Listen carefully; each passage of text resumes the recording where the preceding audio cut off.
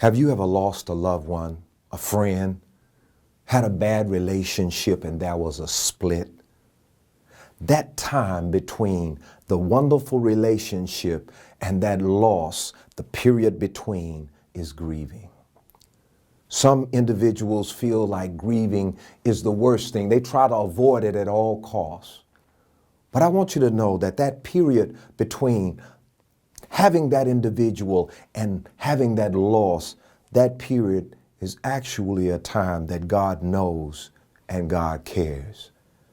You have feelings, those emotions begin to run, sadness, sorrow, even anger.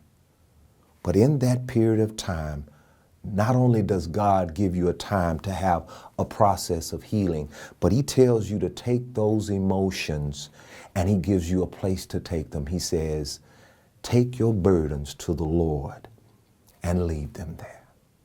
He says to you, I care for you. And so as you are experiencing the loss of a loved one, a friend, or a bad situation, in that period of grief, He says to you, this is not a time that you have been abandoned. This is not a time that you are all alone. In your time of grief, God says, come to me and I will help you heal.